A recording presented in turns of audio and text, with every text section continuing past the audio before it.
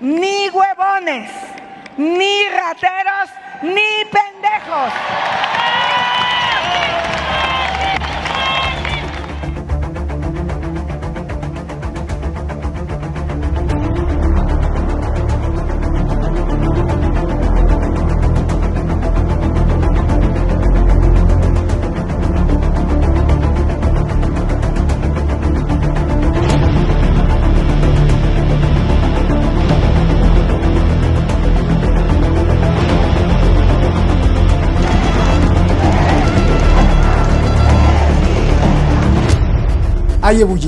Hay ebullición. La sucesión presidencial que sigue, cómo se engrana todo esto, cómo se entiende todo esto, y además pues se abren muchas dudas a nivel también geopolítico, como una de las cabezas económicas del continente, hacia dónde nos lleva a todos los hermanos latinoamericanos y hacia el mismo pueblo de México. Muchos dicen que vamos hacia la derecha, otros hacia el globalismo, otros hacia la izquierda, pero realmente ¿qué es lo que está pasando? Se deciden muchas cosas a partir de ahora y entramos en una contienda difícil, sobre todo difícil de comprender, que de eso se trata aquí, cuestionar para comprender. Soy Roberto de la Madrid y esto es Detrás de la Razón. Comenzamos. Les vengo a convocar a una hazaña ciudadana, a un gobierno de la gente, por la gente y para la gente. La independencia es la libertad. Quiero un México libre del miedo que provoca el crimen.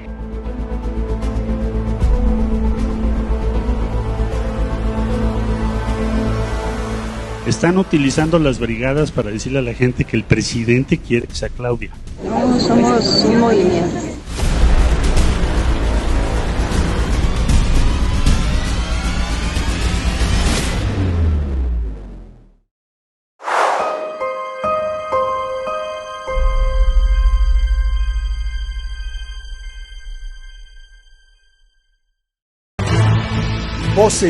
Voces que claman democracia, voces también del pueblo que piden democracia y voces de la complejidad que también representan la obra de arte del ser humano que está presente en la ambición de justicia y equilibrio de todos los pueblos. De eso vamos a hablar sin duda desde un ejemplo muy preciso que es ahora México. Jorge Santa Cruz, ¿cómo estás? Sucesión presidencial. Creo que es vital. Jorge Santa Cruz, te lo conoce muy bien, investigador, periodista, a fondo, se mete siempre y además académico, enseña el periodismo, enseña cómo hacer periodismo y enseña que lo más importante es el cuestionamiento. De eso se trata siempre y de eso no vamos a cansarnos de repetirlo. Jorge, un gran abrazo, hermano, gracias por estar aquí en el programa y tu voz es muy importante escucharla justo en estos momentos. Sucesión presidencial, ¿cómo la ves? Y empezamos contigo y después, si me permites, te voy a hacer unas preguntitas por ahí, por favor. Mi querido Roberto, hermano, gracias. Es para mí un honor el que tú, el que Shadi y el equipo me inviten a un programa donde se cuestiona, y se cuestiona porque se busca llegar a la verdad. Es decir, porque detrás de la razón está el legítimo deseo, la legítima aspiración de conocer qué es lo que provoca tantas complejidades sociales. Entonces, es un placer, es un privilegio. Muchas gracias. Oye, me preguntas cómo veo el escenario. Fíjate que lo veo muy complejo, pero a la vez lo veo muy sencillo. Complejo porque efectivamente involucrará este proceso involucrará, se supone, a más de 90 millones de potenciales electores. Pero sencillo, y esto lo voy a decir a sabiendas, querido Roberto, de que mis palabras incomodarán a los que se consideran de izquierda, como a los que se consideran de derecha y aún de centro, que algún día habremos de platicar cuando tú lo dispongas, qué significado tendrían hoy estos conceptos que fueron muy utilizados el siglo pasado, ¿no? Pero bueno, ¿por qué digo que es sencillo, entre comillas, de entender? Porque, querido Roberto, desde mi perspectiva, esto es una farsa, porque la sucesión presidencial será determinada por cúpulas políticas, económicas, porque la sucesión presidencial en México no es solamente un asunto local, tiene que ver con la reconfiguración geopolítica del mundo, y entonces sería, desde mi muy personal punto de vista, sería muy ingenuo, querido Roberto, decir que las personas que abanderan, sea a la coalición oficial o oficialista o al Frente Amplio por México, representan genuinamente al grueso de la población. En síntesis, tanto una persona como la otra finalmente han llegado a donde están por decisiones cupulares, y muy probablemente una de ellas llegará a Palacio Nacional porque tendrá el apoyo ni más ni menos que del actual gobierno de los Estados Unidos. Roberto. Uy, pues ya lo que dijiste, ya con esto acabaste con todo, con el programa y con todo, tremendo y demoledor. Pero entonces te diría, algún votante, algún simpatizante, ya sea del partido de López Obrador, algún simpatizante de los viejos PRI, PAN, PRD, algún simpatizante de una nueva oposición, te diría: oye, pero ¿por qué me dices eso, Jorge, si yo sí creo, y creo que mi voto vale, y creo que mi apoyo vale? ¿Qué le contestas? Sabes, primero que nada, le contestaría que como persona merece todo mi respeto y que está en su derecho de pensar que tanto Morena como el Frente Amplio por México representan sus aspiraciones, ¿no? Interpretan sus aspiraciones. Pero, bueno, y sé que tienes mucha participación de tu público, del público del programa, tanto en el chat en vivo como en los comentarios. La realidad es la realidad. Y si tú me permites, porque claro, quien pregunta eres tú, o sea, de eso no tengo la menor duda, y por eso el programa está en los niveles en que está, ¿no? Pero permíteme hacer una pregunta que luego trataré de contestar. ¿De veras los mexicanos decidimos en la sucesión presidencial? ¿De veras, desde que nuestro país logró la libertad en el año de 1821, el 27 de septiembre de 1821 y luego el 28 de septiembre, cuando se proclamó la Declaración de Independencia? De veras, los mexicanos hemos decidido nuestros destinos. Fuimos los mexicanos los que derrocamos a Iturbide. Fuimos los mexicanos los que movimos a las fracciones liberales y conservadoras, federalistas o monárquicas. Fuimos los mexicanos los que jefaturamos a las logias escocesas. Digo, jefaturamos en cuanto a ejercer realmente el poder. Fuimos mexicanos los que realmente teníamos el poder de las logias yorquinas o de la logia del Rito Nacional Mexicano de Benito Juárez. De verdad, fuimos los mexicanos los que tumbamos a Porfirio Díaz, asesinamos a Madero y Pino Suárez. Hablo desde el punto de vista simbólico, ideológico, porque, bueno, los actores criminales como Huerta, pues ahí están, ¿no? Los que apoyamos a Calles, a Obregón, a Cárdenas. ¿Sí me explico? Entonces, eso es lo que yo les pregunto. En realidad, los mexicanos, solamente los mexicanos, decidiremos el rumbo de nuestro país en las elecciones de junio, del 2 de junio de 2024. Y ahora sí, mi respuesta sustentada en inferencias lógicas es no.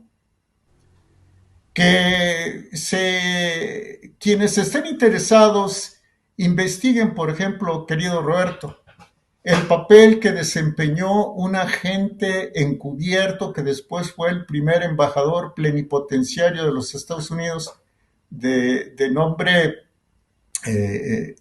es el embajador Monroe. No, perdóname, se me escapó. ¿Será posible? Poinsett, sí. Joel R. Poinsett. Me refiero a Joel R. Poinsett.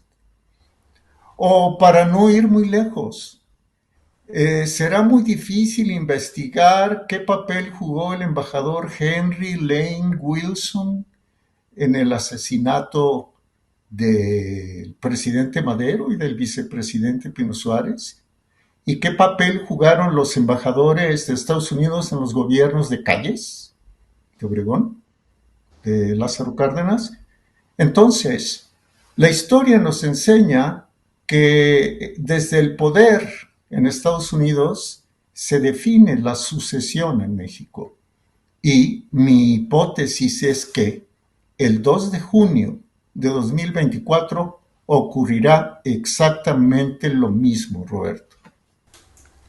Pues sí, esto lo hemos venido denunciando desde hace mucho y qué bueno que lo tocas porque creo que si no entendemos la historia, pues no vamos a entender cómo se ha configurado. O sea, seguimos celebrando, por ejemplo, la independencia, pero el grito de independencia para los que y esto debe suceder también de una forma similar en todos nuestros países hermanos de América Latina, que, por ejemplo, el grito de independencia pues no lo da un mexicano, sino lo da un criollo que estaba enojado con los españoles del continente de allá de Europa, pero no era precisamente la voz mexica o la voz indígena la que se levantaban y que luego pues con lo que tú apuestas a los albores del siglo XX, pues la gente o votaba por uno o votaba por el otro, y si votaba por uno, pues votaba por Europa, y si votaba por el otro, votaba por Estados Unidos. Más o menos me imagino que a eso te refieres, ¿no? Entonces, que pues sí, el ejercicio de la democracia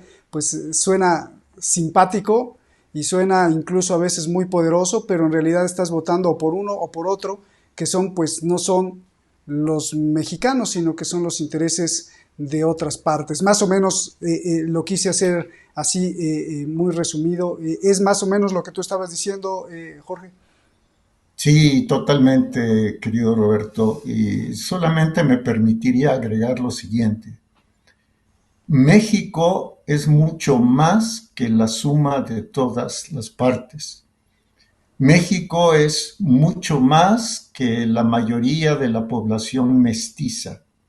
México es mucho más que cada una de las etnias con sus costumbres ancestrales, algunas de ellas muy respetables y dignas de admiración, otras no, como por ejemplo la venta de las niñas en matrimonio o el cambio de niñas en matrimonios arreglados a cambio de ganado, ¿no?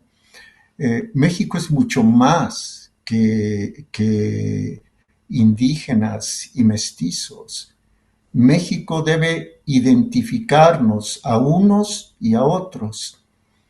El problema de la división entre mestizos, criollos y poblaciones indígenas lo sembró muy hábilmente precisamente Joel R. Poinsettia, aquel enviado especial que después se convirtió en el primer embajador de México en los Estados Unidos y fundó las primeras 5 logias yorquinas en la Ciudad de México. Esta plataforma indigenista es una plataforma que nos llega por parte del Destino Manifiesto, por parte de quienes son enemigos de una raza, la mexicana, primero porque no son blancas, no es blanca, no es puritana, sino católica y no es anglosajona. Entonces, con este conflicto de clases que anticipó Poinsett 17 años o 20 años o 23 años antes que Carlos Marx y que Federico Engels, con esto sembró la semilla de la división que hasta el momento tiene a México como una nación pobre, que hasta el momento tiene a México como una nación dependiente en mucho de los Estados Unidos y como una nación que ha enriquecido a castas políticas de uno y otro signo en detrimento no solo del bienestar de la gente, sino del bien ser de los mexicanos. O sea, del que los mexicanos seamos seres de bien. Hoy, querido Roberto, vemos que México está al borde del abismo. Es un país dividido no solo geográficamente, donde, por ejemplo, en el norte hay cierta identidad ideológica y en el sur hay otra, sino dividido por la inseguridad, la corrupción, por un proceso electoral interno sospechoso y un proceso electoral mexicano que está muy vinculado al proceso electoral externo de los Estados Unidos. Fíjate, la propia Xóchitl Gálvez, y con esto, si me permites, concluyo, la propia Xóchitl Gálvez dijo en la 4ª reunión regional del Frente Amplio por México que, como nunca antes después de la Guerra Fría, esto sucedió en Guadalajara, por ahí de la última semana de agosto, lo pueden corroborar, 4ª asamblea o 4ª reunión del Frente Amplio por México, que el mundo está dividido en 2 polos. Un polo que encabeza a Estados Unidos y otro polo que encabeza China. Y además allí mismo, Xóchitl Gálvez dijo lo que ya señaló el presidente López Obrador en la 9ª y en la 10ª cumbre de líderes de América del Norte. Es la misma idea, que a México le conviene, por cercanía, unirse al polo de Estados Unidos y por ende de Canadá y no al polo de China. Aquí quiero llegar a que cualquiera de las 2 personas que aparecerán en la boleta presidencial el 2 de junio de 2024 convienen al bloque, llamémosle, neoliberal estadounidense. Pero de las dos personas, un servidor aquí lo comentó contigo, de las dos personas, pues una se sabía desde el principio que tenía el favor presidencial, del de México, y de la otra con esto que dijo, bueno, lo que está buscando es decir, yo les puedo dar más garantías en inversiones, en la relocalización. Yo les puedo dar mayor seguridad a las empresas que vengan acá. El modelo no funciona, el de los abrazos, no balazos.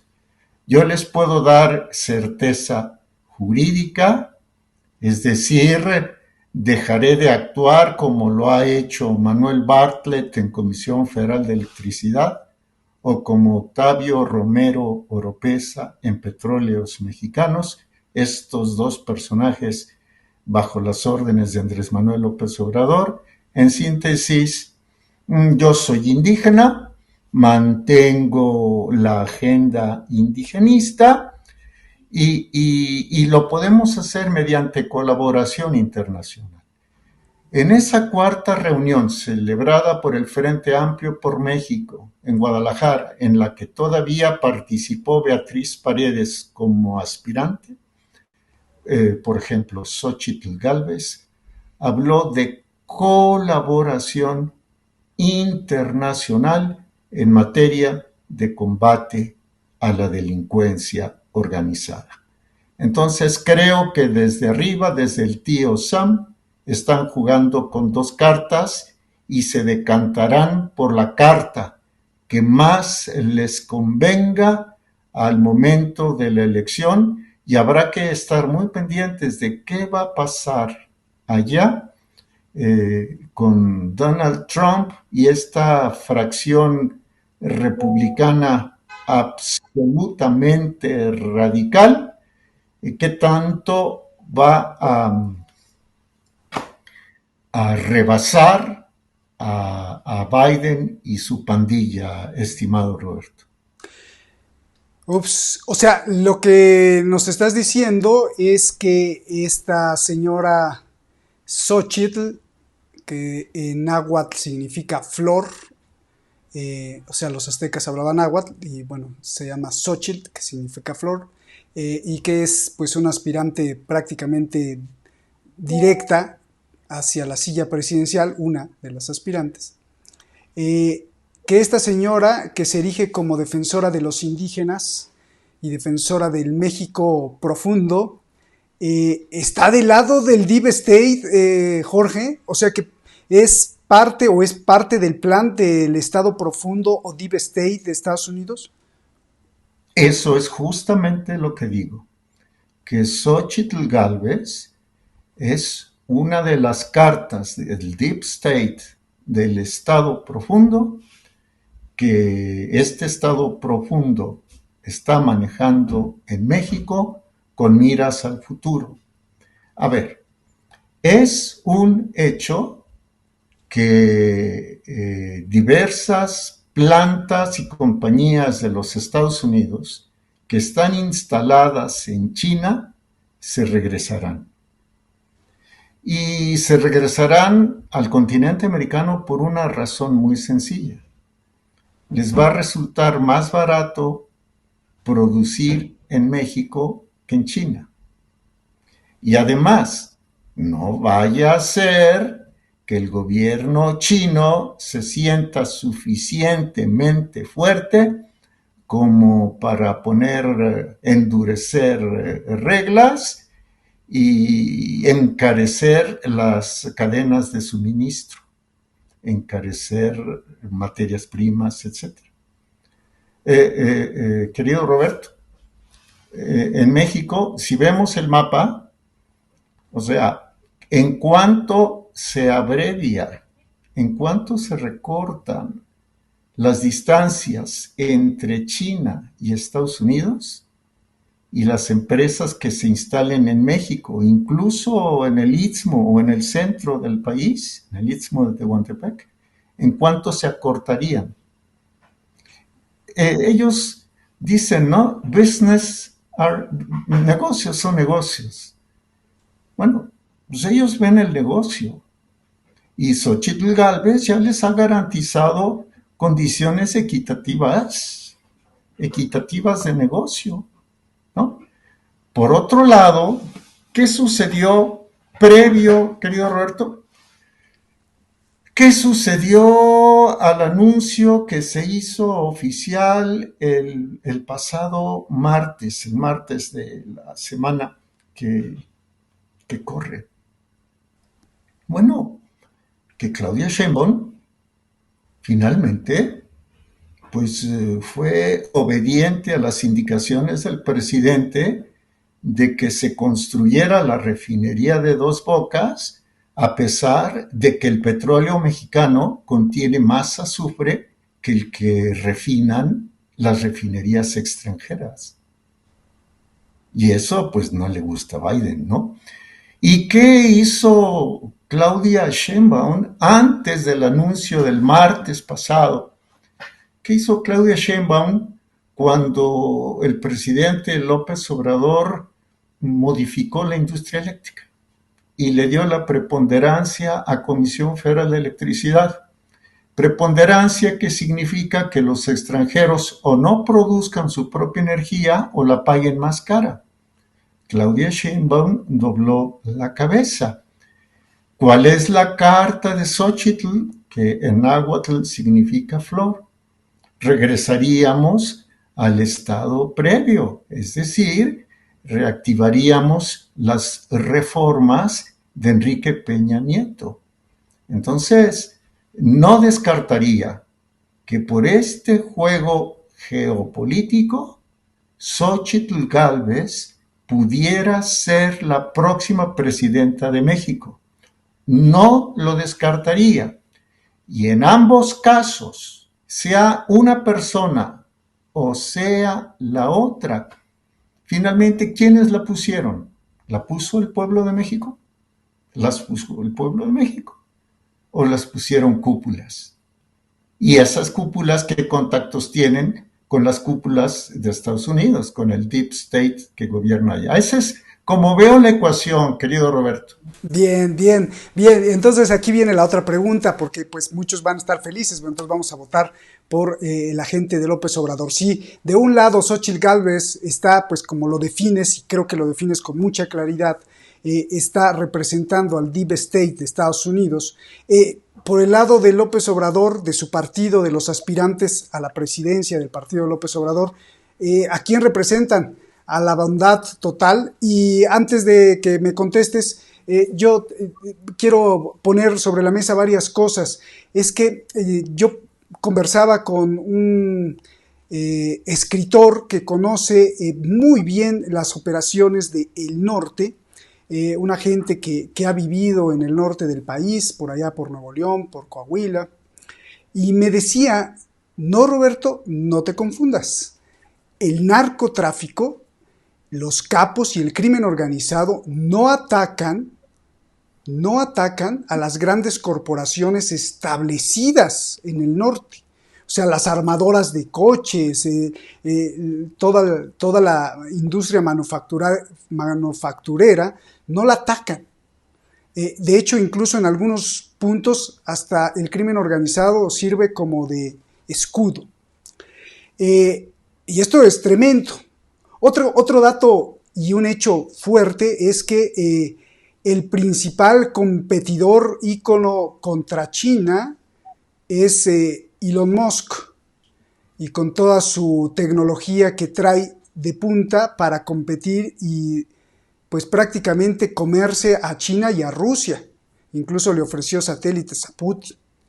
Pues Elon Musk, como ariete de asalto tecnológico del mundo, pues tuvo la bienvenida del actual presidente, que obviamente que padre, porque bueno, pues eso genera muchas inversiones y muchos empleos, pero sobre China pues tuvo, y esto refuerza lo que tú estás diciendo, refuerza el comercio y refuerza la palanca de Estados Unidos.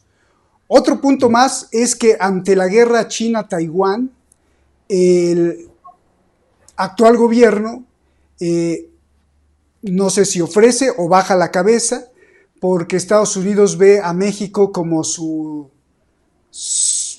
sustituto de Taiwán y planean hacer en México pues una gran fábrica de semiconductores y de chips para que entonces después puedan hundir con mucho gusto la isla o no depender y que China se la absorba y adiós Taiwán, los dejarán solos, o en una preparación de guerra total y abierta contra China para quedarse con Taiwán, México supliría todo ese suministro. Y todo eso pues es en este gobierno. Entonces, bueno, eso me queda claro que finalmente pues estamos otra vez más lejos de cualquier cosa y más cerca de Estados Unidos.